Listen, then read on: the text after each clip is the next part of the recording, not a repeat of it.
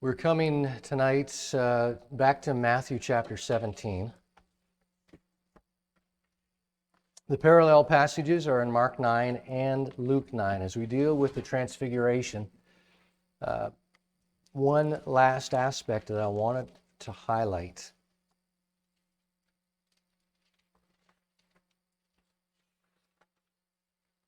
So the context is here. The texts are before us. So Jesus, he's on the Mount of Transfiguration, as we refer to it. It was not called that in Jesus' day. We are going with the assumption that it was Mount Hermon.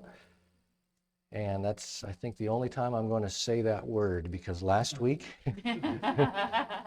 I was so far south of that, it wasn't. Literally. It was not funny. It was actually quite fun. So we have Jesus. He's on the mountain with Peter, James, and John. Now Jesus, he is glorified. He shows his glory. And meeting with him is Moses and Elijah. As we see what's taking place here, we're seeing him being displayed as the Messiah. We looked at a number of those aspects last week. I want us to see, I mentioned in two passages. One is in Psalm chapter 2.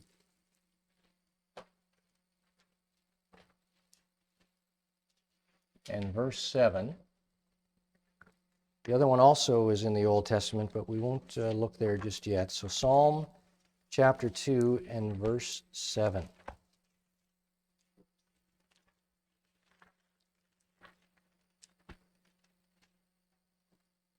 I will tell of the decree. The Lord said to me, "You are my son. Today I have begotten you." All right, so this is in line with what the voice from heaven speaks when we're looking at Matthew chapter 17 and verse 5. There's a bright cloud that overshadows them, and there's a voice that it comes from that cloud. And of course, that's reminiscent of the experience that Moses had, and similar to the experience that Elijah had, both on Mount Sinai. So this is my, in Matthew 17, verse 5, "This is my beloved Son, in whom I'm well pleased. Hear him," or listen to him. So in Psalm chapter 2 and verse 7, we see this messianic psalm where the Lord has said to me, "Today you are my son," or "You are my son, and today I have begotten you." It's in reference to the coming of Christ to earth. So when they hear this voice from heaven, "This is my beloved Son, in whom I'm well pleased," or "whom I love," they can't help but hearing Psalm 2, the messianic overtones that are involved there, where obviously the voice from heaven is from God. But there's another aspect where the idea of a mountain is involved.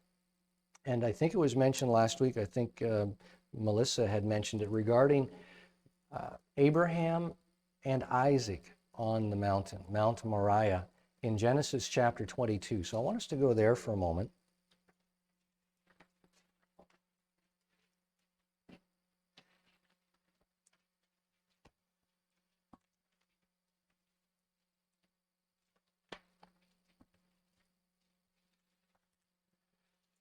There's three verses in particular that I want us to look at. It's 2, 12, and 16.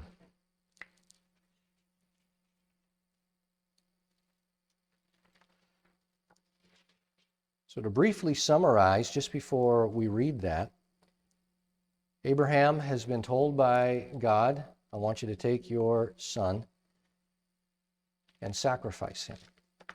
And of course, this is the son of promise. And Abraham takes him. The account tells us that they travel 3 days to Moriah. 3, as we see that, as it is pointing towards the resurrection of Jesus, 3 days coming to Moriah, which will be the very same mountain that Jesus will be crucified on 2,000 years later. And the entire gospel, the death and resurrection of Jesus, is personified, the substitutionary act of Jesus as our sacrifice is all played out in Genesis chapter 22, even to the point where Abraham, he comes back down.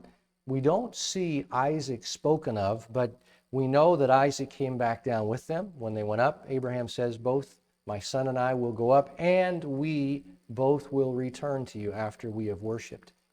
And so we have that indicated. And I think it's chapter 24, the next time we see Isaac mentioned, and it's in reference to him receiving his bride.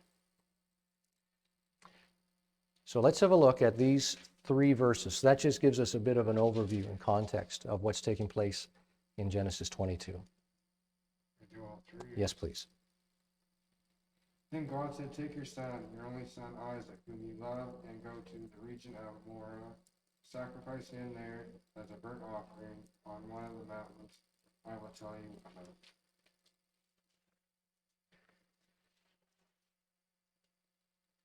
Do not lay a hand on the boy, he said. Do not do anything to him. Now I know that you fear God, because you have not withheld from me your son, your only son. Let's do 15 and 16 just to get the full sentence that's taking place there, please. The angel of the Lord called to Abraham from heaven a second time and said, I swear by myself, declares the Lord, that because you have done this and have not withheld your son, your only son. And then he continues on speaking about the blessing that he's going to end up bringing upon him on account of that obedience.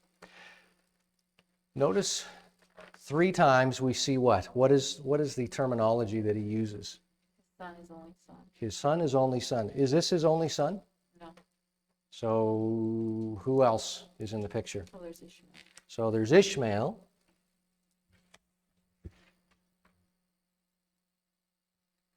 And we have Isaac.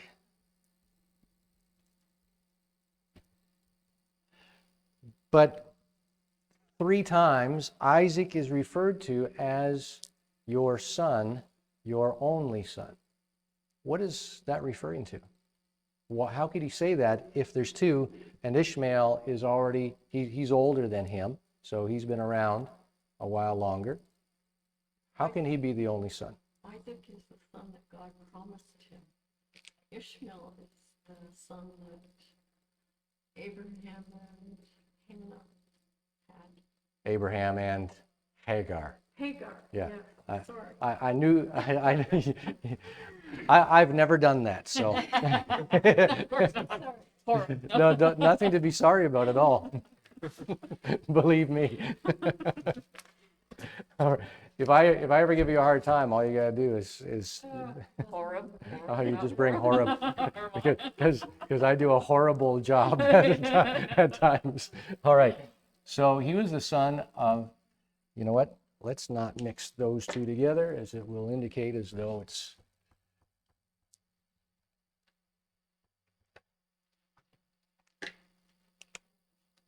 Pardon me? The blue isn't enough? All right, so he's the son of promise. Your son, your only son, your son of promise. Jesus is referred to in a similar way, this idea of only son or only begotten son. So when you think of only begotten son in the New Testament, what comes to mind? You think of Jesus in the scripture verse, John 3:16. which says? Shall we see? Put you on the spot. I know, I caught you right off guard. For God so loved the world. Gave his only begotten. That whosoever believes in him shall not. Right on.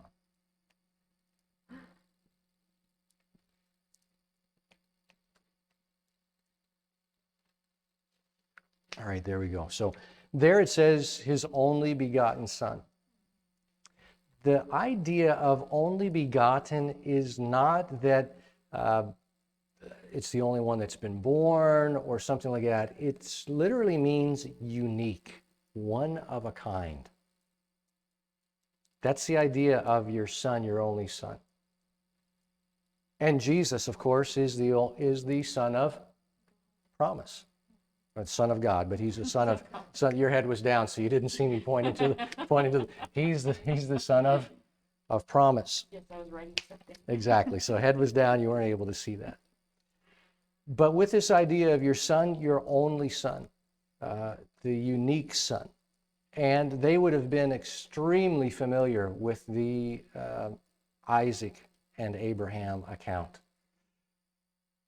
So their minds would likely have taken that into account when they're hearing this utterance. This is my beloved son, whom I'm well pleased. Listen to him. And in the whole context of what's going on is glorification, the appearance of Moses and Elijah, and their conversation was regarding what? Do you remember? Luke chapter 9 tells us. They talked about his exodus. Your translation might say his decease or his departure. So each of those three are referring to the same thing, but it's referring specifically to the cross. So all that's taking place here is pointing to Jesus as the Savior. Now, they would not have been fully understanding, the disciples would not have been fully understanding the conversation regarding his departure or his decease. Because we see even prior to this that Peter rebuked Jesus. Remember, we looked at that when Jesus said that the Son of Man is going to be handed over to sinners, be crucified, and 3 days raise again from the dead. And so Peter rebuked him. And then Jesus sharply and flatly rebuked Peter. And this idea of seeing partially and partially blinded. It's coming, but the blindness is not going to be lifted until after Jesus is raised from the dead.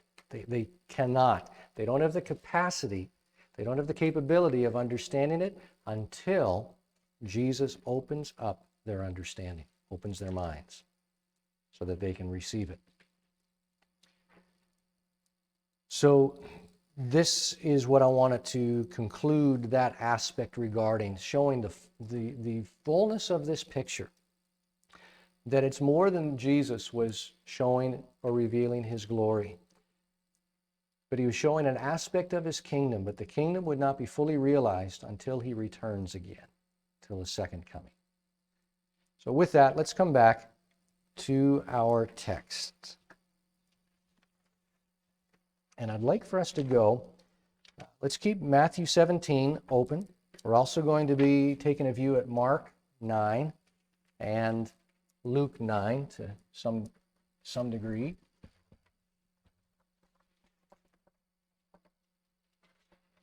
So in Mark chapter 9, they're coming back down the mountain now at this point. And I'll give you the reference so that we can read it while I'm erasing.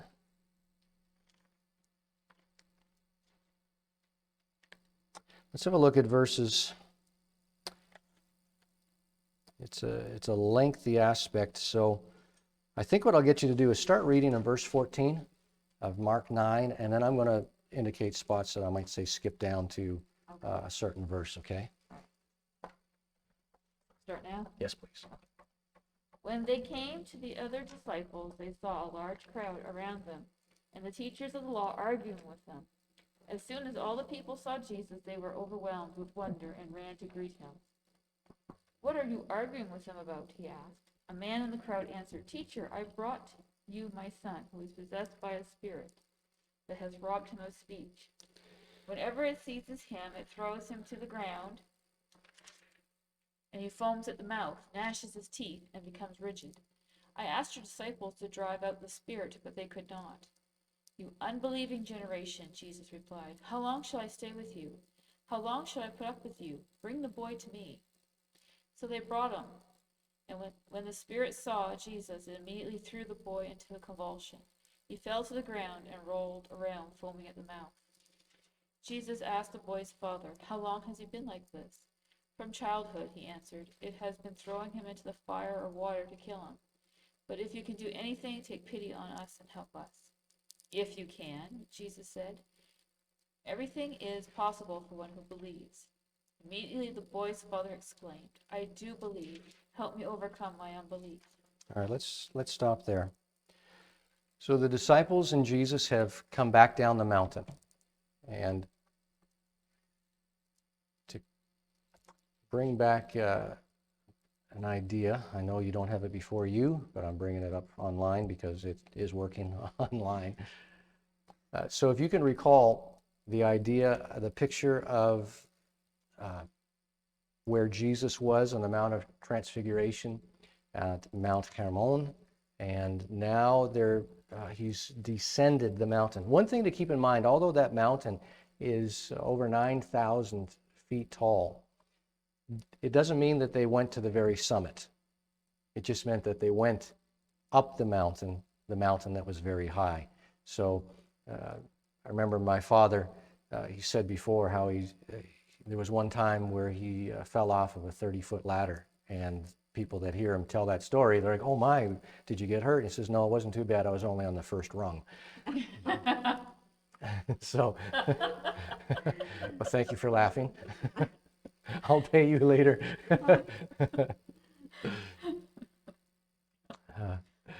So, in a similar sense, Jesus and his disciples went up a very high mountain, but it doesn't mean they climbed to the very summit of that mountain, all right? Just so that we're aware of that. I've got 5 or 6 others if you no. I'm going to quit while I'm ahead, while there's been laughter. I'll leave it at that because groans are not a good follow-up of something like that. So they descend the mountain, and when they get down to the level area, to the plain, there are a great number of people around Jesus' disciples, the other 9 that had been left behind. And there's a dispute that is broken out amongst them. And the concern was over the fact that there was a man that had come because his son is in great need of deliverance, of healing. And the disciples were not able to cast this demon out of him. They weren't able to bring deliverance or healing to this boy. So when Jesus arrives on the scene, we see, look at verse 14. We find out that he saw a great multitude around them.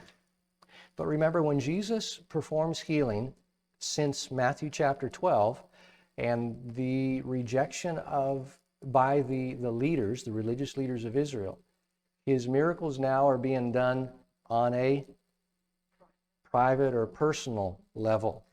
So notice what Jesus does. He speaks to them, rejects or rebukes them. Look at verse 19. Oh, what? Unbelieving generation. Some translations say, oh, faithless generation. Just keep that in mind for a moment, all right? We're coming back to that. But we read that in verse 20, what did they do? Then they brought him, the boy, to Jesus, indicating that Jesus now separates himself from the crowd. How do we know that? We're going to see after a bit, we haven't yet read it, but we're going to see that, look at verse 25. We haven't read it yet, but it says, when Jesus saw that the people came running together, what did he do? Before the crowds could arrive again to where he had separated himself from them, then, prior to that, then he speaks to this young boy and to the demon that's in him and performs this miracle. But I wanted us to keep in mind and recognize that Jesus is doing these things on a personal level. It doesn't mean there aren't some people around, but he's avoiding the masses, the crowds, all right? So I don't know how he succeeded in being able to keep some of the crowd at bay, but Jesus was one who spoke with authority. And so if he said, wait, and then went aside a distance away to take care of the matter, to hear the matter out. They obviously waited. But when things started to take place and occur, there's a commotion going on. Well, they're not waiting any longer, so Jesus takes care of the issue before they arrive. So we see the great trauma that is dealt to this boy. So keeping in mind that Jesus is at the base of Mount Hermon, at one of the villages, one of the towns that is there. It's not named which one specifically they are at. But he speaks to them. When he says, "Oh, faithless generation," who is he talking to? "Oh, unbelieving generation," who is he talking to? Pharisees, teachers of the law, Good guess. they were mentioned in the beginning of it. The scribes were mentioned. So the scribes are mentioned. They're arguing The with disciples. He's talking to the disciples. Yeah. So the one in the crowd said, which was the father, says, I brought you my son who has a mute spirit. So when he says, I brought you my son, he's recognizing that these as disciples are representatives of the rabbi. You weren't here, so I had them deal with the matter. And he explained what happens to his son when this spirit seizes upon him. And we've already read it, so we won't get into it again. I spoke to your disciples, but they couldn't, that they should cast it out, but they could not. Or asked if they would. Not say, you should cast this out. That's not the idea that's here, all right? It's the idea of the being, should they be able to do this? Would they do it? And so they attempted to cast the demon out, but were unsuccessful. Why did they attempt to cast the demon out? because they've done it before. They've already done it before. When Jesus had sent them out in ministry, he said, go and preach the gospel, heal the sick, cast out devils, raise the dead. And when they returned, they rejoiced that even the demons are subject to you. And Jesus says, don't rejoice, what? Because they're subject, but rejoice. Your names are written in heaven. Absolutely. All right, so they've already had an experience of casting out demons. So what's the deal here? They weren't successful.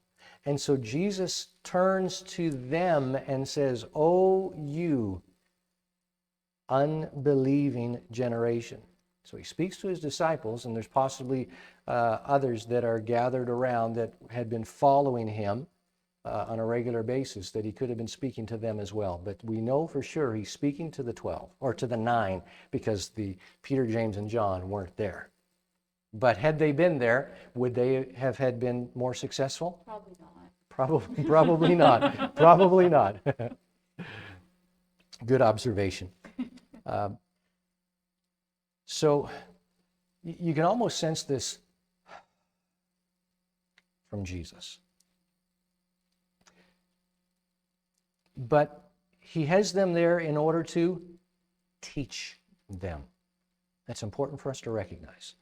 Jesus is teaching his disciples. So we're going to see some things that end up taking place. So they bring him to Jesus, and the commotion that ends up stirring the crowds to then, you know what, there's something going on over there. We need to go check it out. Because immediately the spirit convulsed him. He fell onto the ground, was wallowing and foaming at the mouth. So although that's a very unpleasant experience, at the very least it's evidence of, so we already know that. Yeah. So I guess I didn't lead the question enough. It's evidence that the disciples couldn't, and also evidence that this boy, important to realize, this boy, it's evidence that he's still alive. Yeah. All right? He's wallowing and foaming at the mouth. Dead people don't do that. They can't do that. Even demon possessed dead people. Pardon me? I said even dead people that were demon possessed. even dead people that were demon possessed, because Yeah, they leave. Yeah. they leave a dead body.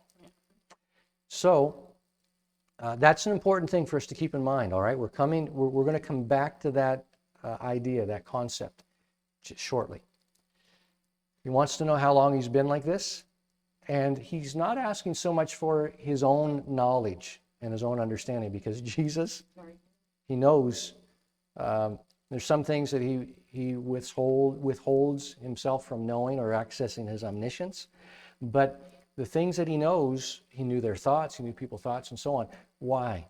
Because God the Father was revealing them to him, the Spirit of God as well, working together as a unity. He would become aware because the Father was making him aware, was informing him of things that couldn't have been known any other way. So this is where, in verse 22, if you can do anything, have compassion on us and help us. Why do you suppose at this point he's sort of got this idea of if you can do something? The disciples failed. He had great expectations, but he was met with disappointment. So hopefully you can do what your disciples weren't able to do. And Jesus says, if you can believe, all things are possible to him who believes. Now keep in mind that this is not abracadabra stuff. This is in reference to those things that is God's will. With man, things like this is impossible, but with God, all things are possible. So that's the important distinction for us to recognize. This is not a magic wand for us to, whatever we believe, we can do it or we can achieve it. If we can visualize it, or this is not if we can visualize it, or if we can just speak it, then it will end up coming to pass. That's not what Jesus is speaking about here. So it's those things that is in line with the will of the Father. So he's at a loss because he wants to believe, but he's dealing with a great deal of doubt. Pardon me? What was the word you used? Unbelief. Okay. So he's dealing with a lot of doubt, a lot of unbelief. So he says, I believe, but help my unbelief. Faithlessness is the same word that's being used of unbelief. You don't believe. So when Jesus said, "O faithless generation," he also will say, "O you of little faith," when he speaks to the disciples over in Matthew. Can you turn with me to Matthew 17 for a moment?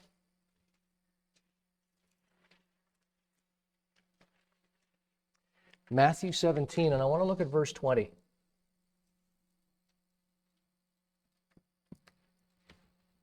Because you have so little faith, I tell you the truth.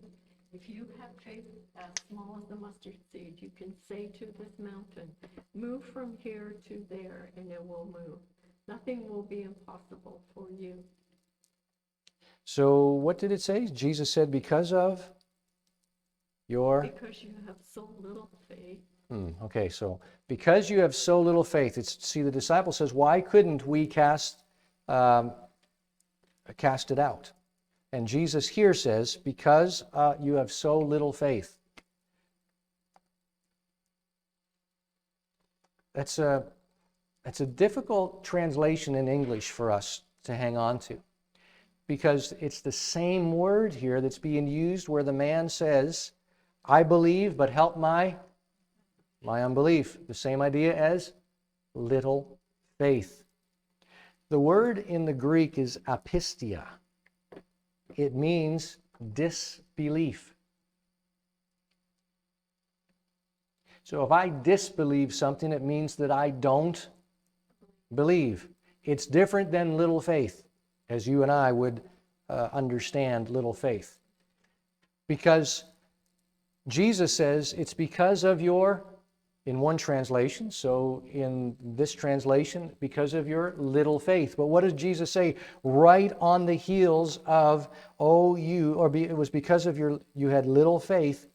For surely I say to you, if you have Faith as size of a mustard seed. So what is that saying? If you have tiny faith, if you have a little faith, you can speak to this mountain, have it move from here to there, be cast into the sea, then it will do so. So either Jesus is mixed up, or, which is not the case, or we have a misunderstanding of the translation here into the English. It's not as clear as it is in the Greek. Okay, so apistia is, that's not very bright. Let's do this.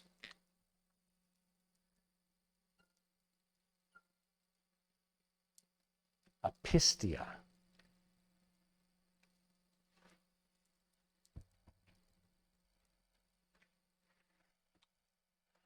And the word that's being used in Mark 9 and verse 19, "O faithless generation," it's the root word that apistia comes from, and it is apistos. But they mean essentially the same thing.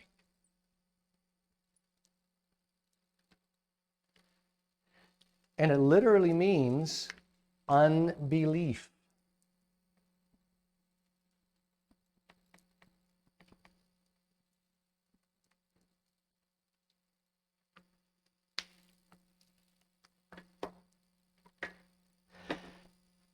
So this is an encouraging thing for us, isn't it?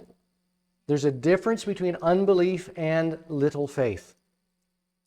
Little faith is good, unbelief is not. Disbelief is not. God works with and through little faith. But in order to work through disbelief, He has to bring us to the point of believing. See, you remember in Nazareth, Jesus, we're told, could not do many miracles there because of their unbelief. The same word, apistia, their unbelief. It's not just their little faith, because little faith is good. Unbelief is not. Lack of faith is not. And so that's why this man says, listen, I'm having trouble here because my unbelief feels stronger than my belief. I want to believe, so please help me. I can't do this on my own. So that's why he says, Lord, I believe, help my unbelief. So to help my unbelief, it means not to make my unbelief stronger, but to make my unbelief less. And to make my belief stronger or more. So that my focus is you and not myself. My focus is you and the possibility that with God all things are possible. That's why he says all things are possible to him who believes. Because with God nothing is impossible. So he's having a rough time. So what is he saying here? I have a little faith. And Jesus says, good. All right, let's work with that. We'll work with little faith. But if you remain in unbelief with no faith, I can't do anything with that. You have to move toward the revelation of who I am and what I can do. As I offer faith to you, you have to take it. But if you don't take the faith I give you, then you're left to your own strength, your own abilities, and I can't do anything for you. And that's why he didn't do many miracles in Nazareth, because of their unbelief, their lack of faith. So who did he do the miracles with and for? Those few who did believe. Pardon me? Yes. Not at Nazareth, though. No. Yeah, okay. Mm-hmm. Yeah, exactly. Because that's how Jesus, after he was rejected, see, he just did miracles to show his messiahship, to give proof of who he was. But after the rejection by the religious leaders, the miracles were on the basis of belief, faith. According to your faith, it is done unto you.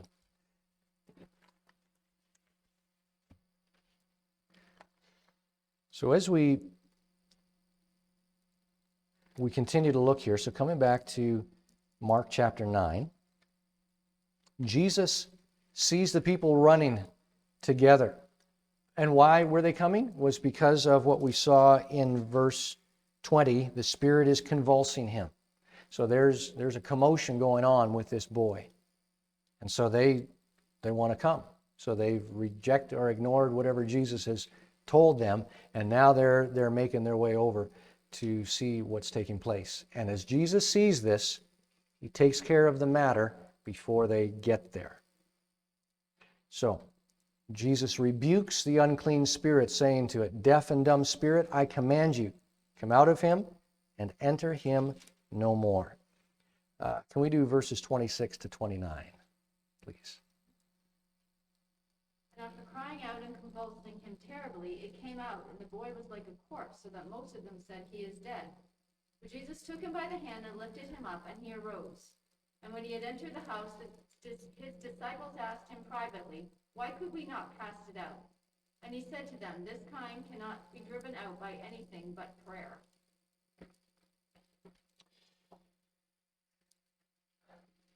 I want us to recognize, remember I said that in verse 20, he's wallowing and foaming at the mouth, which is evidence that he is alive.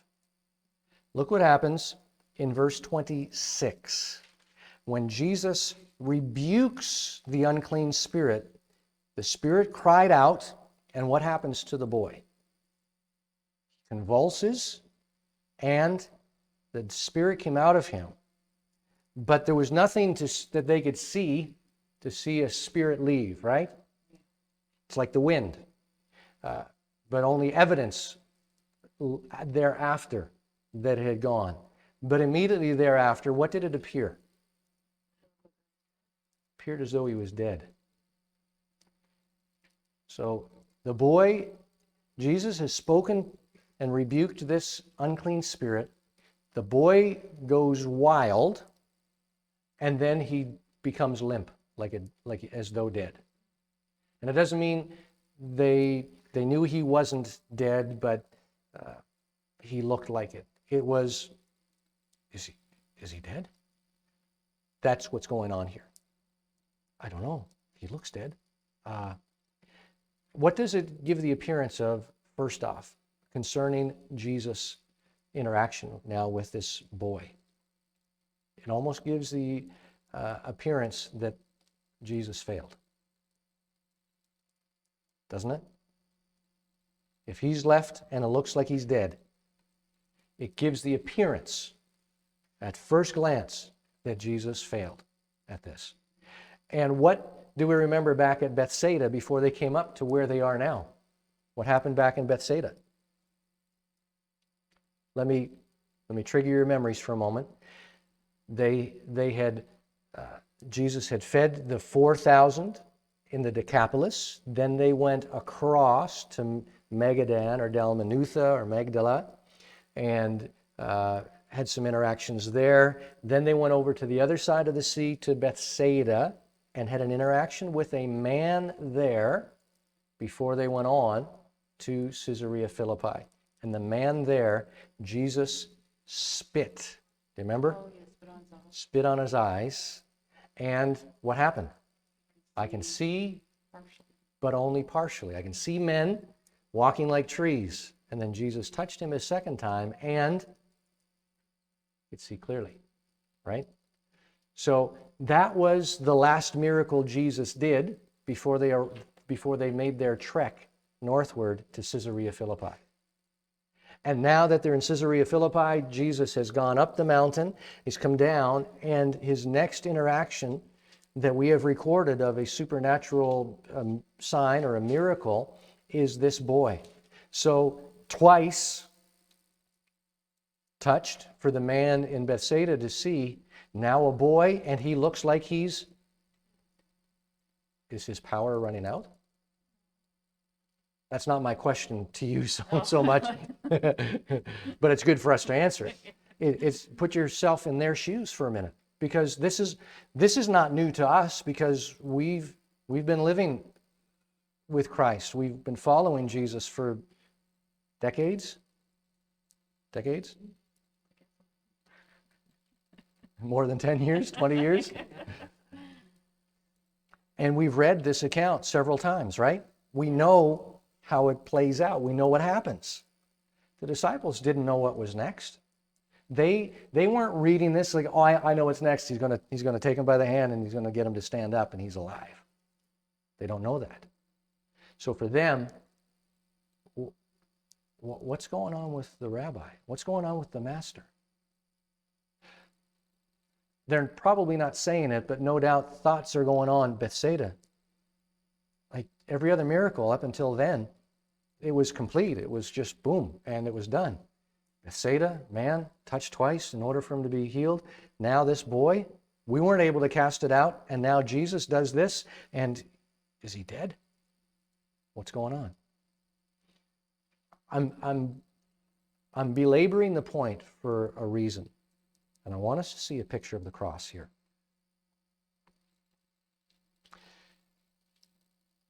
Look what Jesus does in verse 27. He takes him by the hand, lifts him up, and he arose. He stood up. And when he had come into the house, so then that's thereafter, and they have a private interaction regarding why they weren't able to do anything about this situation. All right. Let's have a look at a few things that I want to parallel. We see a picture of the cross going on here, at least to the way that I see it. All right. So, first of all, come back to verse 12. Still Mark 9, and look at verse 12. Can you read that for us, Todd, please? Jesus replied, "To be sure, Elijah does come first and restores all things. Why, then is it written that the Son of Man must suffer much and be rejected? But I tell you, Elijah has come, and they have done to him everything they wished, just as it is written about him." All right. So notice especially verse 12, what did it say? That the Son of Man, look how it is written concerning the Son of Man, that he must suffer many things and be rejected or treated with contempt, or dependent upon your translation. It's referring to the same thing. Now, keep in mind, they are in Caesarea Philippi. And what happened, or they're on the mountain now, but just in the precincts, if you will, of Caesarea Philippi. What happened back in Caesarea Philippi? You are the Christ, the Son of the living God. And flesh and blood has not revealed this to you, but my Father who is in heaven. And then Jesus gave the revelation that he's going to the cross right after that. And then Peter rebukes him. But we're not going to focus so much on the rebuke as it is that Jesus has already declared that he's going to the cross. Now, he's on the mountain. He has revealed his glory. So some of you will not die until you have seen the glory of the Son of Man in all of his glory, the kingdom of heaven. So it was a glimpse of the kingdom of heaven. The kingdom had not come. We're still awaiting that kingdom to be established.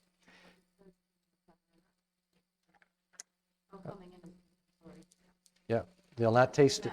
There are some who will not taste death till they see the Son of Man coming in his kingdom. That's Matthew 16. Verse 28, Mark comes in his glory, and I don't know if Luke, Luke references. Yeah, so both Luke Luke, that's in chapter 9 and verse 22, is it? 26. 26. 27. All right, so 26 and 27, it deals with that. So while Jesus is now on the Mount of Transfiguration, he's given a glimpse of his kingdom, he's given a glimpse of his glory, and he says in verse 12, the Son of Man, he must suffer many things and be treated with contempt. This is while they are going down the mountain. And what are they about to be confronted with? This young boy that's demon-possessed. So Mark does this a lot. It's called a Markan sandwich. So he does one thing, So it's a sandwich that he creates, a literary sandwich. And it's called a Markan sandwich because it belongs or it's done by Markan. Okay? So this is one piece of bread. It's verse 12. There's another piece of bread over here, and we're going to see that in verse 30 to 32. 30 to 32.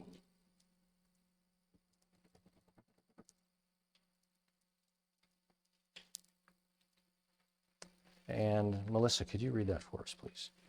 Mark 30, isn't it? Mark 9, 30 to 32. Yes.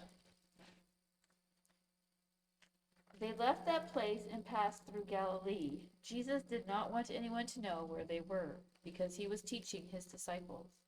He said to them, "The Son of Man is going to be delivered into the hands of men, and they will kill him. And after 3 days he will rise." But they did not understand what he meant, and they were afraid to ask him about it. They didn't understand. So this is a constant recurring theme for them. But Jesus doesn't withhold the declaration just because they don't understand.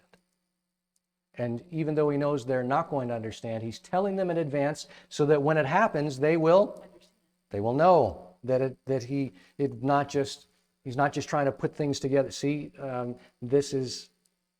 I should have told you about this before it happened, but I didn't because I knew you wouldn't understand. No, he tells them in advance so that they will know that he is who he says he is.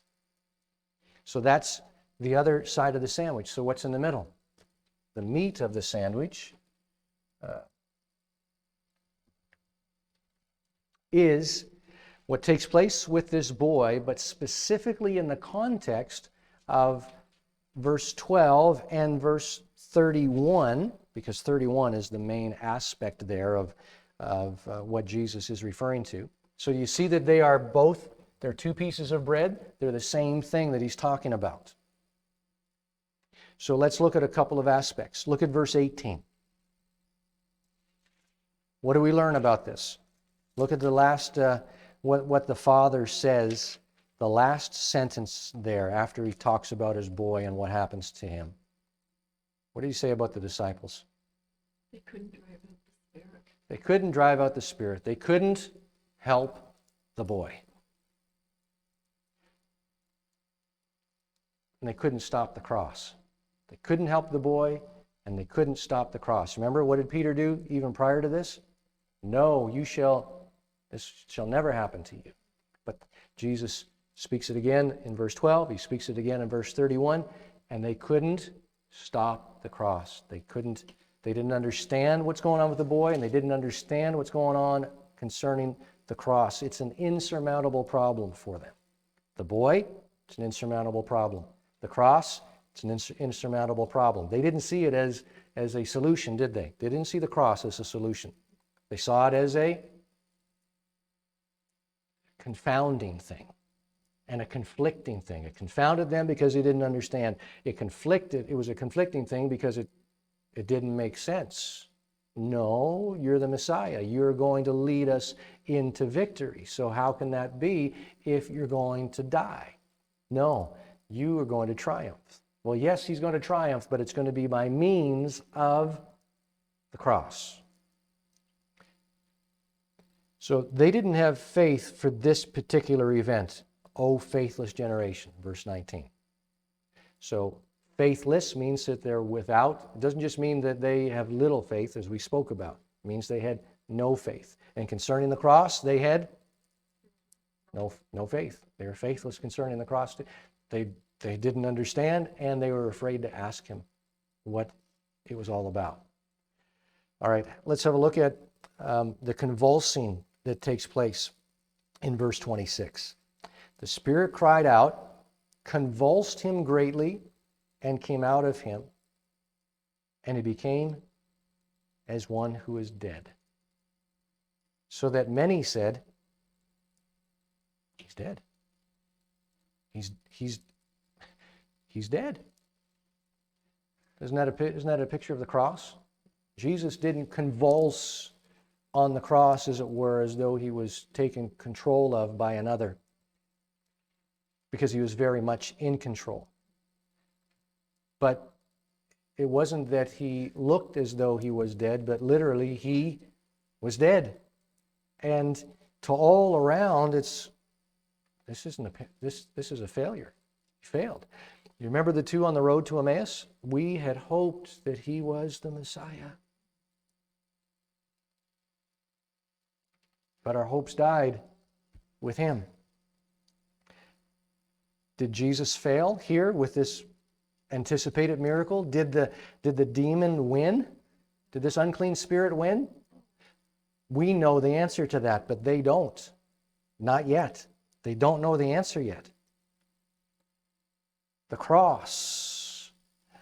Jesus is nailed to the cross, so it looks bad. It looks like a failure, but then all of a sudden, it is finished. Father, into your hands I commit my spirit. And then he breathes his last. It's over, it appears.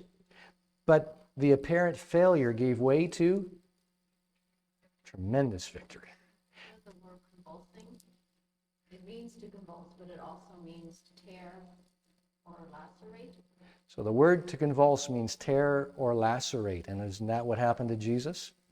They tore and lacerated his skin with the crown of thorns and with the cat of nine tails, the lashes they put upon his back, which ripped him to shreds. And then, of course, verse 27, he took him by the hand, lifted him up, and he stood up. But the word there literally means he arose. He arose. So when it looked like victory was given to another, the true victor stands up and he arose. Now I want you to see in verse 25 what it says there. When Jesus commands this unclean spirit and rebukes him, he says, "Deaf and dumb spirit, I command you, come out of him and..." Never enter him again. It's over. It's done. Don't enter him again. This is hands off. This is off limits. This is not going to be for you at all. It's not going to be available. So this is, in all intensive purposes, verses 14 through 27 is the sandwich. Good hearty sandwich, isn't it? Pardon me? Lots of chewing. Yeah, it is lots of chewing. Truly it is. What is the deal with the idea that why they couldn't cast this demon out? Why couldn't they cast the demon out? They didn't believe. They needed to pray. They didn't believe. So both aspects. See, remember I had mentioned already that they had already had experience in casting out devils. In this instance, what does it appear that they are depending upon? He can't talk. Can't tell the name. So what are they trying to do? Trying to get him Now how do we do this? And they try going about it their own way. But Jesus says, you can't depend upon yesterday's experience or yesterday's command. What you needed to do then is not, will this work? Try this. Try this. Well, this worked when we were in whatever village they were in, or remember when we saw demons flee. So what did we do then? Try this one. Well, what about, and then they may have named some famous Pharisee that had a reputation for casting out devils. Remember in Acts chapter 19, there were 7 sons of a man named Sceva. And they said, in the name of Jesus whom Paul preaches, come out of him. And the devils said, I know Jesus. I know I Jesus, know about Paul. but I don't know who you are. So And he beat him up in another place. they ran out of the house naked and bleeding.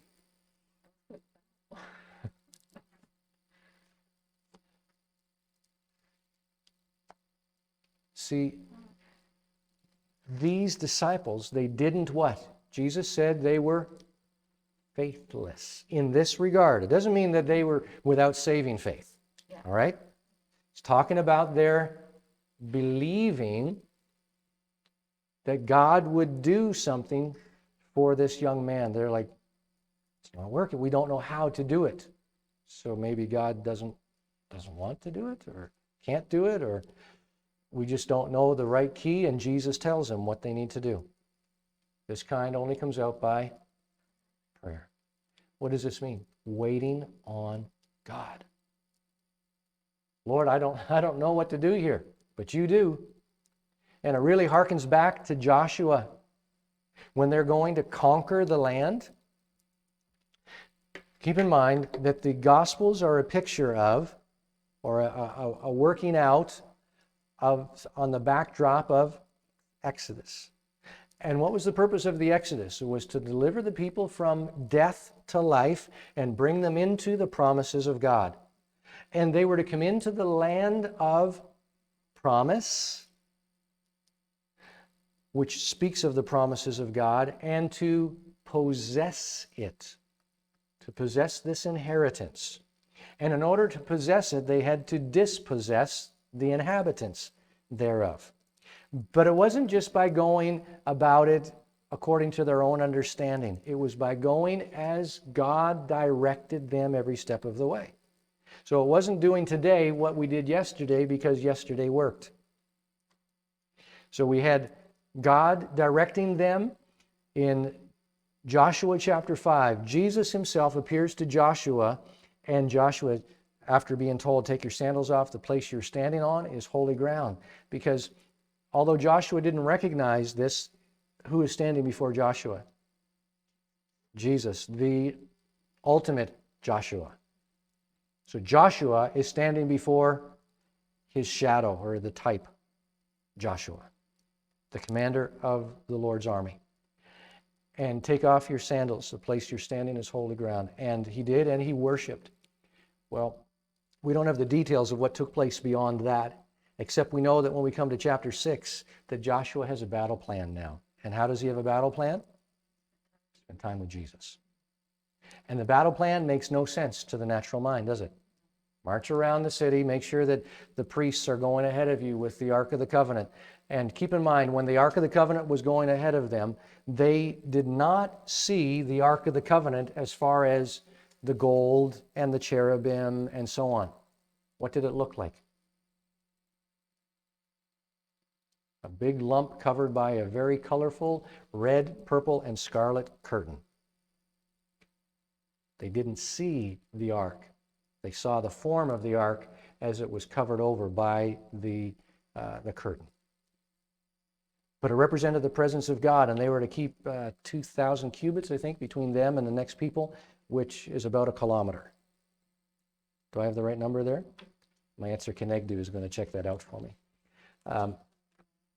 So they're to do that, and it's to be the blast of the trumpets, not to make a sound. Don't make a sound, but the priests are going to put a blast on the Yovel. And they're to do that once a day for 6 days, and on the seventh day, they're to do that 7 times. And on the 7th time, they're to shout, for the Lord has given them the city. And they did that. It didn't make a bit of sense, does it? Does it make any sense? How is this going to work? I don't know, but it's the Word of God. So, did they do it? Yes. Why? Because they believed. Did they have great faith? Maybe not. They probably a good number of them had Pretty good. a little faith. But they were doing it anyway because God said it, that settles it. I choose to believe it. And so they went with it, and victory was theirs. Then when they came to Ai, It wasn't in the Joshua story. Not in the Jericho story, it's chapter 3, before they When they're crossing the Jordan, the Jordan, they were to stay 2,000 cubits back.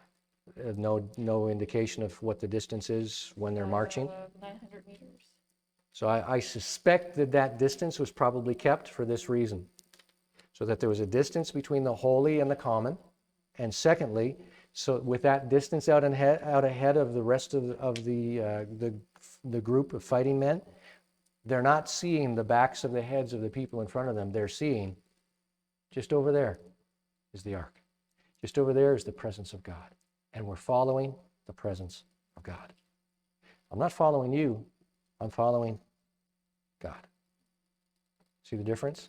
Because they're going in an arc, right? They're going in a circle around. They're circling the city. And as a circle goes, it creates an arc. And every person along that arc is able to see the ark, A-R-C, can see the A-R-K of the testimony, the ark of the presence, that's a kilometer ahead of the front soldier. And everyone has their eyes on the presence of God, the ark of the covenant.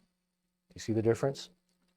And then when it came time to battle against Ai, it's just a small city. We sent in a few thousand, 3,000 men, I think it was. But they came back. Many of them were defeated and destroyed. And Joshua's, what's going on? What is it? 36 were killed.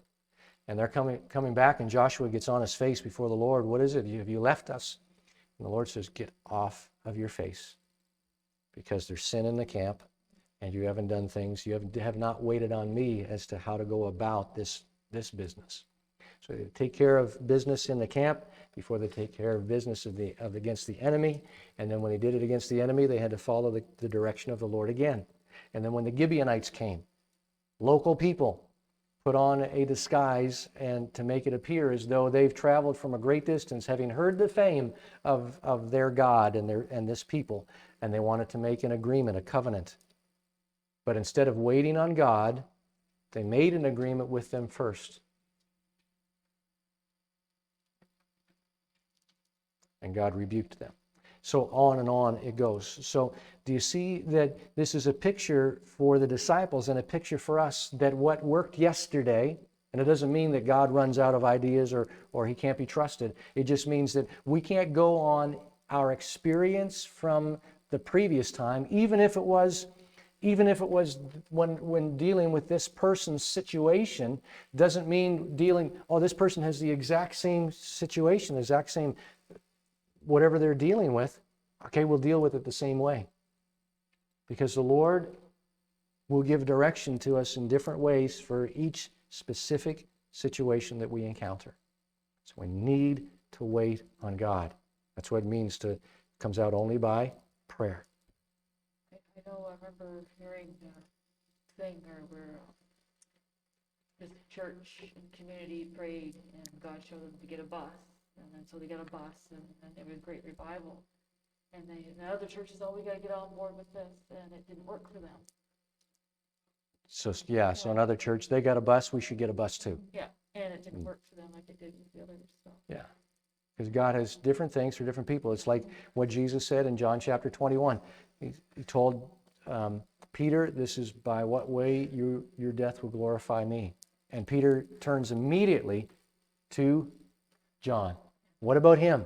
He says, it's none of your concern. It's not your business what I do with John. If I keep him alive until I return, that doesn't involve you at all. It doesn't concern you at all. What you need to be concerned about is you and me. Leave him between him and me. I'll take care of him. I'll take care of you. But I'm going to work differently in each person's life, because I'm a multifaceted, complex God. And I'm going to choose to be glorified in what ways I choose to be glorified uniquely in each individual.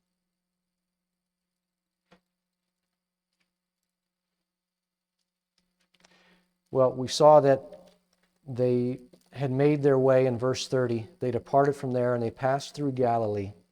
And he didn't want anyone to know it, because he was teaching his disciples. So as they returned to Galilee, and if our screen was working, I'd have it up for you. But just keep in mind that they're coming back from Caesarea Philippi region, Mount Hermon, and now they're coming back to the region of the Galilee, and they're going to wind up back in Capernaum. All right? So they're coming from Mount Hermon, coming to the region of Capernaum.